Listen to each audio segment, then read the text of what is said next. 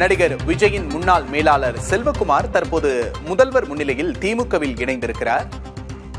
தாவேகா தலைவரும் நடிகருமான விஜயின் முன்னாள் மேலாளர் செல்வகுமார் தற்போது திமுகவில் இணைந்திருக்கிறார் என்ற அண்மை செய்தியை பார்க்கிறோம்.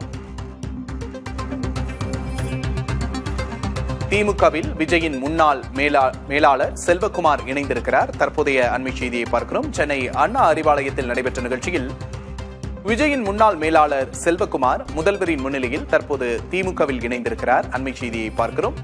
நடிகர் விஜயின் புலி திரைப்படத்தின் தயாரிப்பாளராகவும் செல்வகுமார் பணியாற்றியிருக்கிறார். புலி திரைப்படத்தின் தயாரிப்பாளராகவும் செல்வகுமார் பணியாற்றியிருக்கிறார் என்பது இங்கு குறிப்பிடத்தக்கது. நடிகர் விஜயின் புலி திரைப்படத்தின் தயாரிப்பாளர் மற்றும் முன்னாள் மேலாளரான செல்வகுமார் திமுகவில் இணைந்திருக்கிறார்.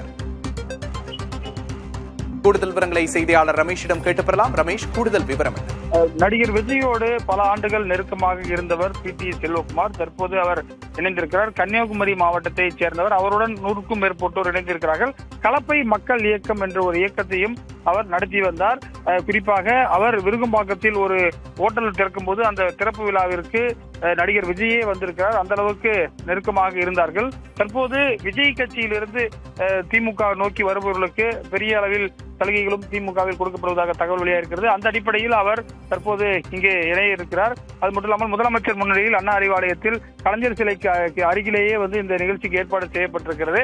அது மட்டும் இல்லாமல் பார்த்தீங்கன்னு சொன்னால் தென் மாவட்டங்களில் கட்சியை வளப்படுத்தக்கூடிய வகையில் மனோஜ் பாண்டியன் உள்ளிட்டோரெல்லாம் அண்மையில் இணைக்கப்பட்டார்கள். அந்த அடிப்படையில் தற்போது செல்வகுமார் இணைந்திருக்கிறார். அவர் பிஆர்ஓவாக பல படங்களுக்கு விஜய்க்கு பாத்தீங்கன்னா நெருக்கமாக இருந்தவர். விஜய்க்கு நெருக்கமாக இருந்தவர்கள் ஒருவரை திமுகவில் இணைக்கப்பட்டிருப்பது ஒரு முக்கியத்துவம் வாய்ந்ததாக பார்க்கப்படுகிறது. அவருக்கு கட்சியில் வரக்கூடிய நாட்களில் ஒரு முக்கிய பொறுப்பு கொடுக்கப்படும் என்றும் தெரிகிறது.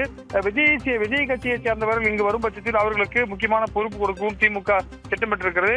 ஏற்கனவே பார்த்தீர்கள் சொன்னால் முன்னாள் அமைச்சர் செங்கோட்டையன் தாவேகாவில் இணைந்திருக்கக்கூடிய நிலையில் அவருடைய கட்சியில் அவருடைய நண்பரை, மிக நெருங்கிய நண்பரை ஒருவரை தற்போது திமுகவில் இணைந்திருப்பது முக்கியத்துவம் வாய்ந்தப்படுகிறது.